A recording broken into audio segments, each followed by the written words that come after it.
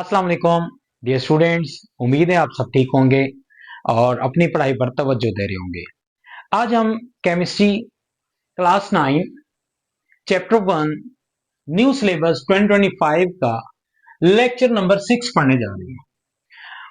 और स्टूडेंट्स याद रखें ये एक स्पेशल लेक्चर है हमारे लिए। उसकी वजह कि आज के लेक्चर में हमने एक्सरसाइज सॉल्व करने की कोशिश की है। तो एक्सरसाइज की तरफ चलते हैं। चैप्टर नंबर 1 जो कि physical states of matter chapter का नाम है, वो हमने खत्म किया लास्ट लेक्चर में और आज उसकी एक्सरसाइज करेंगे। एक्सरसाइज याद रखें दो तरह की है चैप्टर 1 की। एक वो एक्सरसाइज है जो चैप्टर के अंदर आई है, यानी डिफरेंट पेजेस पर है। पेज 4 पर एक्सरसाइज एक छोटी सी है, एक पेज 10 पर है और इसी तरह से एक पेज 12 पर है। जबकि चैप्टर के एंड पर जो एक्सरसाइज है उसको हमने इस तरफ सॉल्व करने की कोशिश की है। तो चैप्टर के अंदर जो एक्सरसाइज है चैप्टर 1 की, उसको सॉल्व करते हैं, उसकी तरफ चलते हैं। तो गाइज अगर आप पेज नंबर 4 पर चलते हो, बुक का पेज नंबर 4 अगर आप निकालते हो तो उस पर उसने एक एक्सरसाइज दी हुई है और ये कहा a lunar mission has recently brought a sample from the moon. भाई कुछ साइंटिस्ट थे जो चांद पर गए, ठीक है, और वहां से एक मट्टी का सैंपल लेकर आए हैं। The following experiments were then carried out on it, point out the branch of chemistry these experiments are related to. वो कहते हैं जी आप ये बताएं कि कौन कौन सी केमिस्ट्री की ब्रांचेज होंगी जिनसे आप रिलेट करके उस सैंपल का एनालिसिस कर सकोगे। तो हमने यहां पर लिखा हुआ है कि बुक पेज नंबर 4 पर जो एक्सरसाइज है ल्यूनर मिशन से रिलेटेड। तो सबसे पहले तो उसने सैंपल की कंपोजिशन की बात की है कि जो सैंपल वहां से लाया गया है उसकी कंपोजिशन अगर आपने चेक करनी है तो वो कौन सी ब्रांच ऑफ केमिस्ट्री में आप उसको चेक करोगे। उसके लिए हम कहते हैं कि analytical chemistry will be used. Students याद होगा आपको, हमने एनालिटिकल केमिस्ट्री की डेफिनेशन पढ़ी थी, the branch of chemistry which deals with the study of qualitative as well as quantitative analysis। यानी कोई भी मटेरियल, कोई भी सैंपल आपको दिया जाए उसमें कौन कौन से कंपोनेंट्स मौजूद हैं और कितनी मिकदार में मौजूद हैं, ये दो बातें अगर आपने किसी सैंपल के बारे में मालूम करनी है तो उसके लिए हम क्या कहते हैं जी, एनालिटिकल केमिस्ट्री इस्तेमाल होगी। तो फर्स्ट क्वेश्चन का आंसर क्या हुआ जी, composition of sample is to be determined, it should be related with the analytical chemistry. और when you come to the second question, physical properties it contains, जो sample आपको दिया गया है, जो प्रोवाइड किया गया है, जो ल्यूनर मिशन वहां से लेकर आए सैंपल, उसके अगर फिजिकल प्रॉपर्टीज की बात करें, अनडाउटफुली कि physical chemistry will deal with the properties of this sample. क्यों? क्योंकि फिजिकल प्रॉपर्टीज की बात की है तो फिजिकल केमिस्ट्री में हम उसको डिस्कस करेंगे। That's the answer to the question number 2। Question 3 की बात करें, chemical reaction with inorganic reagents. देखें स्टूडेंट्स याद रखें, जब भी कोई अननोन सैंपल हमें दिया जाता है ना, तो सबसे पहले उसकी कंपोजिशन चेक करने के लिए हम क्या करते हैं, उसको डिफरेंट एसिड्स में डिसॉल्व करते हैं और खास तौर पर इनऑर्गेनिक एसिड्स। इसीलिए उसने यहां पर जिक्र किया कि अगर उस सैंपल का रिएक्शन हम इनऑर्गेनिक रिएजेंट से करते हैं तो हमारे पास कौन सी ब्रांच ऑफ केमिस्ट्री होगी जो कि इन रिएक्शंस को स्टडी करेगी। जी अपने माइंड पर फोकस करें, जरा सोचें क्या जवाब आया जी, इनऑर्गेनिक केमिस्ट्री। बिल्कुल ठीक कहा आपने कि इनऑर्गेनिक रिएजेंट के साथ रिएक्शन है तो ऑब्वियसली क्या होगा जी, रिएक्शन भी इनऑर्गेनिक केमिस्ट्री में ही हम स्टडी करेंगे। नेक्स्ट है पेज 10 की एक्सरसाइज। पेज नंबर 10 पर अगर आप चलते हैं तो इस केस में हमारे पास एक छोटी सी एक्सरसाइज उसने दी है जिसमें दो क्वेश्चन है, which element are found in pure state on earth, और सेकंड क्वेश्चन है which elements are present in very small amounts on earth. तो इन दोनों का जवाब हमने यहां पर लिखा है। पहला क्वेश्चन क्या जी, which element exist in pure form on earth. तो याद रखें स्टूडेंट्स कि जो एलिमेंट्स की एग्जिस्टेंस है प्योर फॉर्म में, it is related with the reactivity of the element. अगर कोई एलिमेंट ज्यादा रिएक्टिव होगा तो हम कहेंगे कि उसकी प्योरिटी या प्योर लेवल होना उसका वो हमारे लिए नामुमकिन है, यानी रिएक्टिविटी ज्यादा प्योरिटी कम हो जाएगी। क्यों? वो रिएक्टिविटी ही उस मटेरियल को क्या बना देती है, इम्प्योर बना देती है, कि वो मटेरियल चूंकि रिएक्टिव है, स्टेबल नहीं है, जिसकी वजह से रिएक्शन करेगा और किसी ना किसी मिनरल की फॉर्म में तो वो एग्जिस्ट कर सकता है, प्योर फॉर्म में वो एग्जिस्ट नहीं करता। तो याद रखें कि ऐसे एलिमेंट्स जिनके बारे में हम कहें कि वो प्योर फॉर्म में एग्जिस्ट करते हैं नहीं, तो फिर हम कहेंगे जो प्योर एलिमेंट्स होंगे they should be very much least reactive. ऐसे एलिमेंट्स होने चाहिए जिनकी रिएक्टिविटी सबसे कम हो। ठीक है जी, यहां आप लिख लो कि जो रिएक्टिविटी होती है और प्योरिटी है, यानी कि प्योरिटी की बात हम यहां पर करेंगे, दोनों एक दूसरे के इनवर्स हैं। अगर रिएक्टिविटी ज्यादा है तो प्योरिटी कम हो जाएगी, रिएक्टिविटी कम है तो प्योरिटी ज्यादा होगी। तो हम कहते हैं रिएक्टिविटी इस केस में it is inversely proportional to chances of element to be present in pure form. तो प्योरिटी के ये क्या हो जाएगा जी, इनवर्स हो जाएगा। प्योरिटी ज्यादा, रिएक्टिविटी कम, प्योरिटी कम, रिएक्टिविटी ज्यादा। तो वो कौन कौन से एलिमेंट्स हैं जिनकी प्योरिटी जो है वो ज्यादा होगी और रिएक्टिविटी कम होगी? तो भाई हमने यहां पर ग्रुप बना दिए हैं और इन ग्रुप्स के अकॉर्डिंग हमने कहा जी दो एलिमेंट नाइट्रोजन और हाइड्रोजन की यहां मैंने एग्जांपल लिखी, ऑक्सीजन की भी आप लिख सकते हो। तो ये नाइट्रोजन और हाइड्रोजन दोनों क्या हुए, दोनों गैसियस फॉर्म में है और एयर में एग्जिस्ट कर सकते हैं। उसके बाद जो आपके पास एलिमेंट्स है, हमने लिखा गोल्ड, उसको AU से लिखा। AU का मतलब क्या है जी, कौन सा एलिमेंट है, गोल्ड। और AG सिल्वर फॉर्म में, सिल्वर भी प्योर फॉर्म में एग्जिस्ट कर सकता है। देखें जी सिल्वर प्योर फॉर्म में नेचुरली एग्जिस्ट कर सकता है, लेकिन याद रहे मैं कह रहा हूं कि कर सकता है, जरूरी नहीं है कि ये एग्जिस्ट करता है। ठीक है, यानी ये अपनी मिनरल्स की फॉर्म में भी एग्जिस्ट करते होंगे गोल्ड और सिल्वर, और प्योर फॉर्म में अगर कहीं पाए जाते हैं तो ये पाए जा सकते हैं, इनकी बात हम करते हैं। Same is the case with the copper. तो यहां पर कॉपर भी क्या है जी, it can exist in the pure form. अगर आप इसको देखेंगे, मैं फिर कह रहा हूं अगेन स्टूडेंट्स, मिनरल्स की फॉर्म में पाए जाते हैं, बस copper is existing in the form of copper sulphate. अब कॉपर सल्फेट जो है कंपाउंड है, मिनरल है। अब क्या प्योर फॉर्म में कॉपर एग्जिस्ट कर सकता है? हाँ जी कर सकता है। ऐसा कॉपर जो अर्थ क्रस्ट में मौजूद है और उसको ऐसी यूं समझे कि कंडीशन प्रोवाइड नहीं की गई कि वो कोई किसी प्रोडक्ट में कन्वर्ट हो सकता, तो आज तक वो क्या रहेगा जी, प्योर फॉर्म में रहेगा। उसने चूंकि रिएक्शन ही नहीं किया तो वो प्योर फॉर्म में एग्जिस्ट कर सकता है। तो हम कह सकते हैं कि विच element exist in pure form, nitrogen, hydrogen, oxygen, gold, silver, copper, ये वो एलिमेंट्स हैं जो जमीन में, अर्थ क्रस्ट में, जमीन का जो ऊपर वाला हिस्सा है उसमें प्योर फॉर्म में एग्जिस्ट कर सकते हैं। सेकंड क्वेश्चन है element which exist in very small amount on earth. तो याद रखें पीरियोडिक टेबल में जो एफ ब्लॉक एलिमेंट्स हैं, मैंने यहां लिखा एफ ब्लॉक एलिमेंट्स को, और पीरियोडिक टेबल का जो एफ ब्लॉक एलिमेंट्स हैं वो कहां पाए जाते हैं? अगर आप पीरियोडिक टेबल को देखें तो उसके नीचे जो दो लाइनें दी गई पीरियोडिक टेबल के नीचे, these lines they consist of F block elements, जिनको हम रेयर अर्थ एलिमेंट्स कहते हैं। तो रेयर अर्थ एलिमेंट्स जो हैं उनको हम क्या कहते हैं जी, these are the elements which exist in very small amount in the earth crust. Next है जी, ये तो थी एक्सरसाइज जो कि पेज नंबर 10 पर दी गई है। नेक्स्ट है exercise which is present eight chapter sorry on page number 12। Page 12 पर जो एक्सरसाइज है वो बड़ा इंटरेस्टिंग क्वेश्चन यहां पर उसने पूछा है आपसे। क्या कहते हैं जी, benefits of difference in solubilities of different solutes in same solvent. तो याद रखें अगर सेम सॉल्वेंट की बात करें तो सेम सॉल्वेंट में वो डिफरेंट सॉल्यूट्स की बात कर रहे हैं। स्टूडेंट्स याद रखें यहां पर सॉल्यूट सॉलिड भी हो सकता है, यहां पर सॉल्यूट लिक्विड भी हो सकता है, यहां पर सॉल्यूट गैसियस फॉर्म में भी हो सकता है। तो हम तीनों की बात करते हुए इस क्वेश्चन का एक जनरल आंसर देते हैं और उस जनरल आंसर में ये बात लिखते हैं कि यहां पर उसने क्वेश्चन ये किया कि एक ही सॉल्वेंट में डिफरेंट सॉल्यूट्स की सॉल्युबिलिटीज डिफरेंट होती हैं, तो बताएं जी उसका क्या फायदा होगा? हम कहते हैं बहुत फायदा होगा। नंबर 1 सेपरेशन में देखें, अगर आप किसी मटेरियल के क्रिस्टल बना लेते हैं और उसमें सैंड मौजूद है, ठीक है जी, उसके अंदर इंप्योरिटीज मौजूद है, वुडन पार्टिकल्स मौजूद हैं, वो क्रिस्टलाइज नहीं होंगे, जिसकी वजह से हम कह सकते हैं we can say that separation it takes place and it help in separate the mixture from impurities. तो हम क्या कर सकते हैं, साल्ट्स को डिसॉल्व करके उनके क्रिस्टल बना लेंगे, जबकि सैंड जो है वो क्रिस्टलाइज नहीं होगी। तो ये हमारे लिए सेपरेशन का काम। Number 1 separation. Number 2 purification. अगर हम सेपरेशन करते हैं इंप्योरिटीज से तो प्योरीफाई हो जाएगी हमारी सब्सटेंस को, मटेरियल है आपने इसको प्योरीफाई करना है तो उसके लिए भी क्रिस्टलाइजेशन हेल्पफुल है। थर्ड जो यहां पर एप्लीकेशन दी गई है that is about medicine.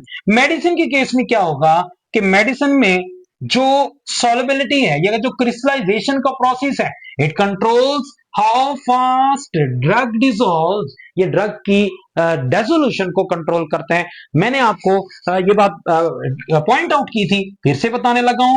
Student यहां पर लिख लेना है कि solubility of a material it is inversely proportional to crystallization, यानी अगर किसी मटेरियल की solubility ज्यादा है तो उसकी क्रिस्टलाइजेशन कम होगी, और अगर सॉल्युबिलिटी कम है तो क्रिस्टलाइजेशन ज्यादा होगी। दोनों एक दूसरे के इनवर्सली प्रोपोर्शनल हैं। तो यहां पर हम कहते हैं जो सॉल्युबिलिटीज डिफरेंट सॉल्यूट्स की है एक ही सेम सॉल्वेंट में, मेडिसिन में उसका क्या इंपैक्ट है, it controls how fast drug dissolves, solubility crystallization के इनवर्सली प्रोपोर्शनल है। तो ये इसकी थर्ड एप्लीकेशन आ गई। फोर्थ एप्लीकेशन है फूड इंडस्ट्री में हम क्या करते हैं, controls flavours and nutrient delivery. भाई न्यूट्रिएंट जो है वो कितनी देर में कहां पर किस जगह पर जाकर क्रिस्टलाइज हो, हम वो क्या करते हैं जी उसको टेम्परेचर से उसको पीएच से कंट्रोल करते हैं, जिसकी वजह से जो क्रिस्टलाइजेशन है वो फूड इंडस्ट्री में भी इस्तेमाल होती है जी। ठीक है जी। इसी तरह से जो सॉल्युबिलिटी की बात कर रही हैं, फिर इसी तरह से product formation helps to make creams syrups and solutions. मुख्तलिफ इंडस्ट्रीज में जो मुख्तलिफ प्रोडक्ट्स बनती हैं वो डिफरेंट कंडीशंस पर आकर इनसॉल्युबल हो जाती हैं, और वही इनसॉल्युबल पार्टिकल्स हमें क्रीम्स के अंदर, इसी तरह से सिरप्स के अंदर और सॉल्यूशंस के अंदर हमें नजर आते हैं। जो सिरप्स के अंदर अगर इनसॉल्युबल पार्टिकल होगा तो उसको स्पेशली हम सस्पेंशन बोलते हैं। उस सस्पेंशन के टॉपिक में हम ये बात पहले भी पढ़ चुके हैं। तो students that's all about the exercise which is present inside the chapter. Chapter के अंदर जो एक्सरसाइज मौजूद है उसकी बात हमने इस पोर्शन में की है। 3 एक्सरसाइजेस थी, पेज 4 पर, उसके बाद पेज 10 पर, उसके बाद पेज 12 पर। 4, 10 और 12 इन तीनों एक्सरसाइजेस के आंसर हमने यहां पर लिख लिए हैं। अब चलते हैं जी exercise which is present at the end of the chapter. अगर एक्सरसाइज जो एंड में दी गई है उसमें एमसीक्यूज देखें, टोटल 10 एमसीक्यूज हैं। पहला एमसीक्यू है matter is present in neon science in the state of plasma. Plasma beta option correct है। मैंने यहां पर आंसर लिखा हुआ है, एमसीक्यूज और शॉर्ट क्वेश्चन को मैंने यहां पर आंसर किया। तो पहला एमसीक्यू क्या है जी, बीटा। भाई याद रखें प्लाज्मा जो है ये नियॉन साइंस की अगर बात करें तो उसमें प्लाज्मा की फॉर्म में जो है वो मैटर एग्जिस्ट करता है as compare to super critical fluid, gas, liquid, crystal, जो कि बाकी ऑप्शंस दी गई हैं वो ठीक नहीं है। बीटा ऑप्शन करेक्ट है।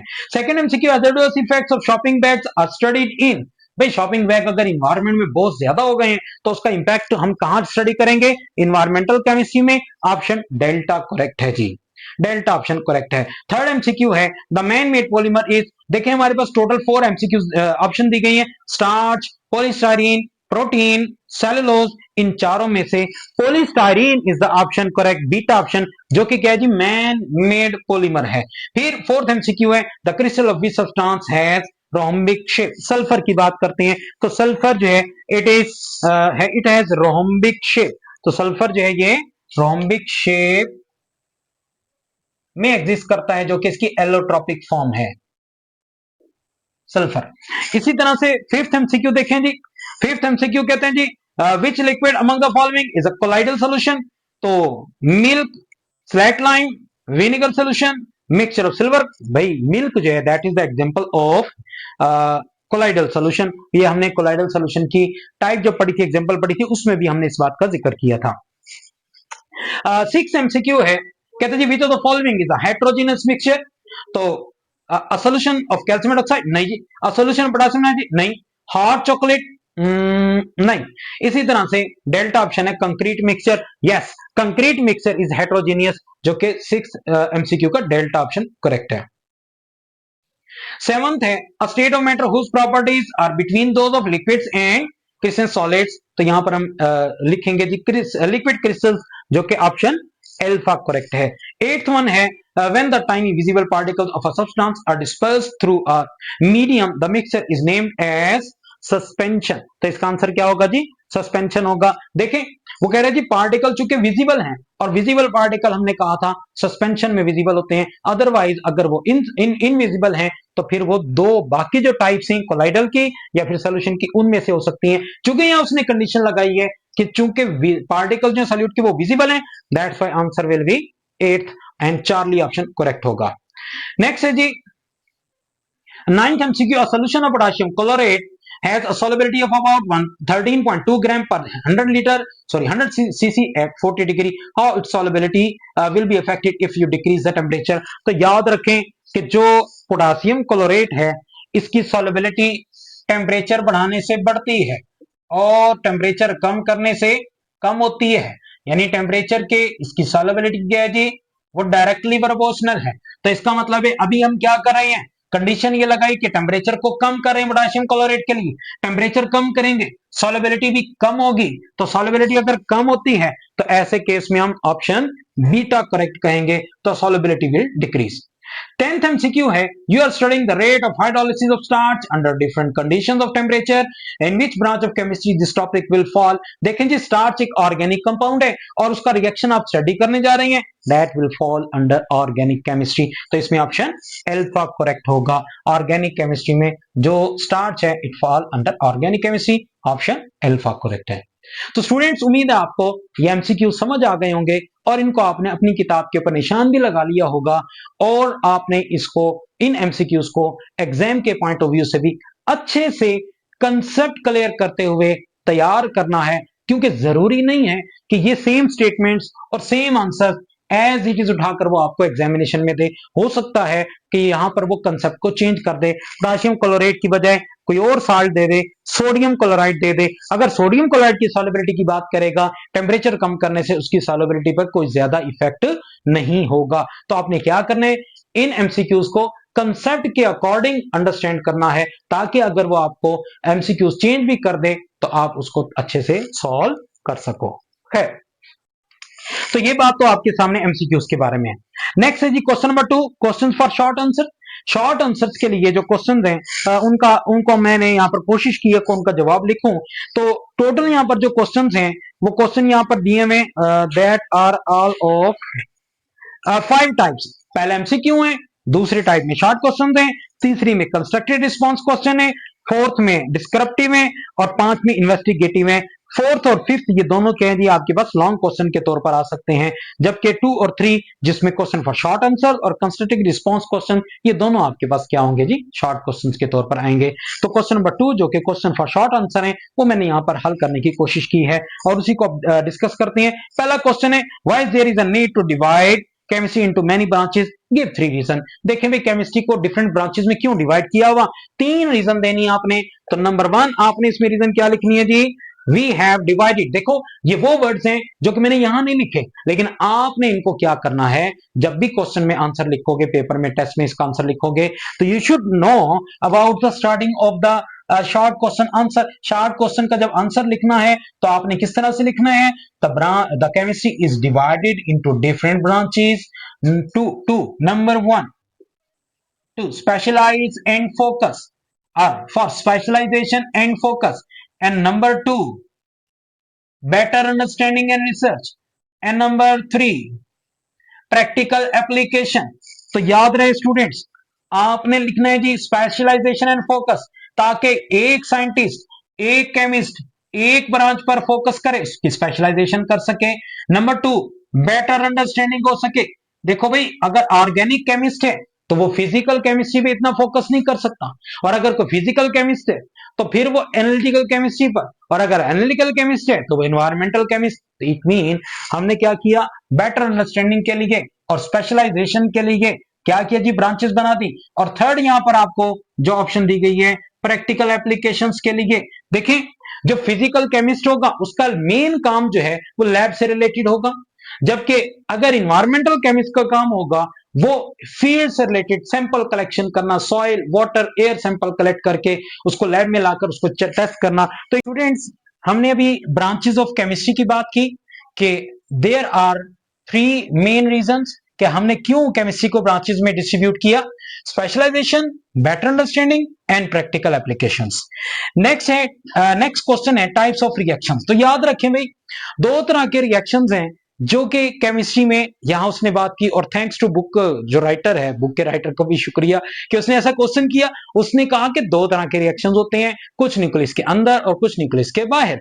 अगर न्यूक्लियस के अंदर रिएक्शन हो रहा है इनसाइड द न्यूक्लियस तो उसे हम न्यूक्लियर केमिस्ट्री कहेंगे, और अगर आउटसाइड द न्यूक्लियस है तो उसे हम फिजिकल केमिस्ट्री में अंडरस्टैंड करते हैं। यानी जो रिएक्शन केमिकल रिएक्शन इलेक्ट्रॉन्स की वजह से हो रहा है, इलेक्ट्रॉन की वजह से होगा तो फिजिकल केमिस्ट्री में, और अगर न्यूक्लियॉन्स की वजह से तो न्यूक्लियर केमिस्ट्री में। ये जवाब हो गया टाइप्स ऑफ रिएक्शन यानी सेकंड शॉर्ट क्वेश्चन का। नेक्स्ट है जी, कहते हैं जी एनालिटिकल केमिस्ट्री। एनालिटिकल केमिस्ट्री में वो कहते हैं जी कि किन फील्ड में ये प्रॉब्लम को सॉल्व करने में हेल्प करती है। तो स्टूडेंट्स याद रखें, analytical chemistry help us to solve problem in quality control, environmental testing and forensic investigation. पहले चलते हैं जी एनालिटिकल केमिस्ट्री होती क्या है। देखिए जी, यहां पर हमने लिखा analytical chemistry help us to identify and measure. भाई आइडेंटिफिकेशन ऑफ सब्सटेंस क्या मतलब कि हमने क्वालिटी चेक करनी, क्या करना है जी, क्वालिटी चेक करनी है। और दूसरी तरफ जब मेजरमेंट की बात करें तो मेजरमेंट किसके लिए, उसी सब्सटेंस की मेजरमेंट आपने करनी है और क्वांटिटेटिव एनालिसिस उसका करना है। तो ऐसी सूरत में हम कहते हैं जो आइडेंटिफिकेशन है वो क्वालिटेटिव एनालिसिस और जो मेजरमेंट है वो क्वांटिटेटिव एनालिसिस में होता है। क्वालिटेटिव एनालिसिस में क्या होता है जी, याद रखें क्वालिटेटिव एनालिसिस में क्वालिटी को चेक किया जाता है, यानी उस मटेरियल में कौन कौन से कंपोनेंट्स मौजूद हैं उन्हें क्वालिटेटिव एनालिसिस कहते हैं। जबकि क्वांटिटेटिव एनालिसिस मेजरमेंट उन्हीं कंपोनेंट्स की अगर हम मिकदार मालूम कर लें, क्वांटिटी मालूम कर लें तो हम क्या कहते हैं जी, वो ऐसे एनालिसिस होगा जिसे हम क्वांटिटेटिव एनालिसिस कहते हैं। तो स्टूडेंट जिन जिन लोगों को याद होगा चैप्टर 1 में मैंने जब लेक्चर 1 दिया था तो वहां भी मैंने ये एग्जांपल दी थी कि आपके पास एनालिटिकल केमिस्ट्री से रिलेटेड जो मैंने डेफिनेशन बताई थी कि अगर आप किसी दोस्त के पास जाते हैं और उससे आप क्या करते हो जी, शरबत उसके पास पीते हो तो आपको शरबत बहुत मजे का लगता है और आप पहला ही सिप लेते हुए कहते हो वाह भाई वाह बहुत मजे का शरबत है। आखिर ये शरबत किस चीज से बना हुआ है, तो शरबत बनाने वाला जो दोस्त है आपका वो आपको बताता है कि इस शरबत के अंदर जनाब हमने पानी मिक्स किया हुआ है, चीनी है, लीमू है, शिकंजबीन जो हुई ना, याद है शिकंजबीन का हमने जिक्र किया था कभी, लीमू इसमें इस्तेमाल हुआ, नमक इस्तेमाल हुआ और रूह अफ़ज़ा इसमें ऐड किया गया है। तो हम कह रहे हैं कि ये जो कंपोनेंट्स हैं that is a qualitative analysis of shikanjbin जो कि हमने वो शरबत बनाया था। अब कितने पानी में कितनी चीनी, कितना उसमें रूह अफ़ज़ा, कितने लीमू, ये जो मिकदार अगर आप बता दोगे कि 100 ग्राम चीनी है, 5 ग्राम नमक है, 2 लीमू हैं, ये सब के सब that will be related with the quantitative analysis. तो किस किस फील्ड में हेल्प करती है analytical chemistry, it help us to solve problem in quality control QC। याद रहे स्टूडेंट्स, जो जितनी भी इंडस्ट्रीज है, जितनी टाइप्स की भी हैं, फूड इंडस्ट्रीज हैं, इन्वायरमेंटल इंडस्ट्रीज हैं, पेस्टिसाइड इंडस्ट्रीज हैं, उन इंडस्ट्रीज में एक डिपार्टमेंट होता है जिसे क्वालिटी कंट्रोल डिपार्टमेंट बोलते हैं। तो क्वालिटी कंट्रोल का क्या मतलब, जो मटेरियल उस फैक्ट्री से बनकर तैयार हो रहा है हम क्या करते हैं, उस मटेरियल को टेस्ट करते हैं, उसकी क्वांटिफिकेशन करते हैं, आया कि वो मटेरियल अकॉर्डिंग टू स्टैंडर्ड है या नहीं, तो क्वालिटी कंट्रोल में इस्तेमाल होती है एनालिटिकल केमिस्ट्री। इन्वायरमेंटल टेस्टिंग में हर जगह पर अप्रोक्सीमेटली हम एनालिटिकल टूल्स इस्तेमाल करते हैं और एनालिटिकल टेक्निक्स इस्तेमाल करते हैं to do different testing. Analytical chemistry help us. और थर्ड पॉइंट, और वो क्या है जी, फोरेंसिक इन्वेस्टिगेशन।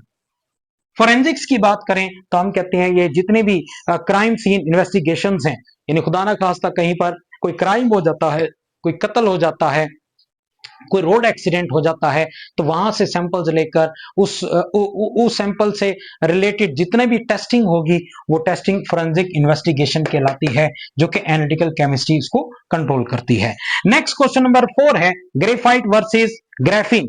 जी बुक में उसने कहा जी ग्रेफाइट और ग्राफीन के दरमियान कंपैरिजन करके बताना है, तो जनाब हम अभी कंपैरिजन करते हैं। ग्रेफाइट पहला इसमें कंपैरिजन देखें कि ग्रेफाइट क्या जी, पॉलीलेयर कंपाउंड होता है, सॉरी पॉलीलेयर सब्सटेंस है, जबकि ग्रेफीन इज मोनोलेयर सब्सटेंस, जबकि दोनों ग्रेफाइट और graphene both are allotropic forms of carbon. अब याद रहे ग्रेफाइट जो है ये वीक होता है, इसमें वीक फोर्सेस होती हैं, इनमें बॉन्ड वीक होते हैं, जो पाई बॉन्ड भी इनमें पाए जाते हैं। खैर पाई बॉन्ड की बात नेक्स्ट क्लास में कभी होगी तो आपको बताया जाएगा। ग्रेफीन की बात करें तो उसमें स्ट्रॉन्ग फोर्सेस होती हैं। और फिर थर्ड पॉइंट जो इसमें डिफरेंस आप बना सकते हो वो क्या जी, ग्रेफाइट जो है वो लेस कंडक्टिव है as compare to graphene. Graphene की कंडक्शन जो है ना बहुत ज्यादा है, कितनी approximately the comparison with the light, light के कंपैरिजन में 300 टाइम कम होती है, यानी बहुत ज्यादा। लाइट की तो कंडक्शन बहुत ज्यादा, तो उसके कंपैरिजन में हम बात कर रहे हैं कि जो ग्रेफीन है इसकी कंडक्शन ग्रेफाइट से बहुत ज्यादा है। तो इसका मतलब ये इतनी ज्यादा ग्रेफीन की कंडक्शन है, it is comparable to the conduction of the light या movement of the light, photons की लाइट की कंपैरिजन में।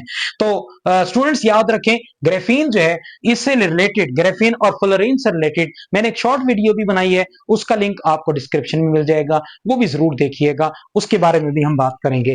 खैर नेक्स्ट है सुपर क्रिटिकल फ्लूइड्स। फिफ्थ जो शॉर्ट क्वेश्चन यहां पर दिया गया है वो कहते हैं जी what are super critical fluids. तो पहला पॉइंट ये, they have properties of liquid and gases. ऐसे लिक्विड, ऐसे सब्सटेंसेस जिनकी प्रॉपर्टीज लिक्विड से भी मैच करती है और गैसेस से भी मैच करती है, तो इन्हें हम क्या कहते हैं, सुपर क्रिटिकल फ्लूइड्स बोलते हैं। अब इनकी इनकी एप्लीकेशन क्या है, they are used in extraction, किसी मटेरियल को किसी चीज में से निकालना हो।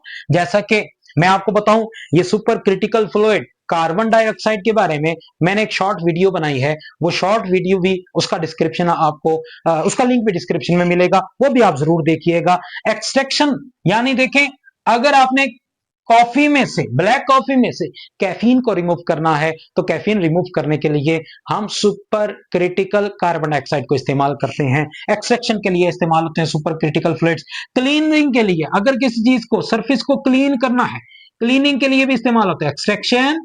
Number 2 cleaning, and number 3 chemical processes, अगर केमिकल प्रोसेस करवाना है तो उसके लिए भी हम क्या करते हैं जी, सुपर क्रिटिकल फ्लूइड्स को इस्तेमाल करते हैं। तो स्टूडेंट्स ये था आपके पास fifth short question. Six short question की बात करें that is related with the plasma.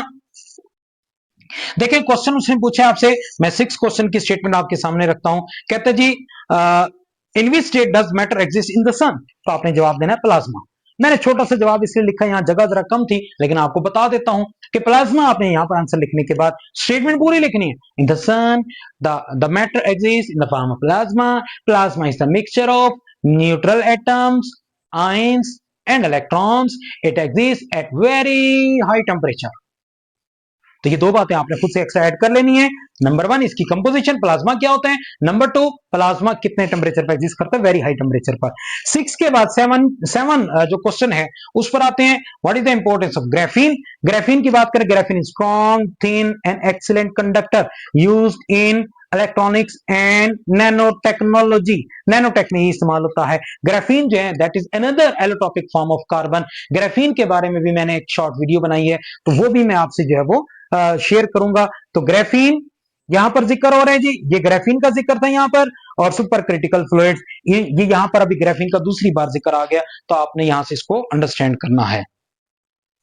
Which form of matter do most of the material things in the world belongs to. भाई हमारे जमीन जो है, हमारे इर्द गिर्द सबसे ज्यादा फिजिकल स्टेट कौन सी पाई जाती है, तो हम जवाब देते हैं सॉलिड। ये 8 क्वेश्चन का आंसर मैंने सॉलिड में दिया, तो आप पूरा क्वेश्चन का आंसर लिखोगे कि in our world around us the most existing physical state is solid. तो सॉलिड जो है ये हमारे इर्द गिर्द बहुत ज्यादा पाया जाता है, और इस केस में हम कहते हैं हमारे पास क्वेश्चन नंबर 2 यहां पर कंप्लीट हुआ। तो स्टूडेंट्स नेक्स्ट क्वेश्चन के लिए नेक्स्ट वीडियो में हाजिर होऊंगा। अभी तक के लिए इतना ही काफी है। अल्लाह हाफिज।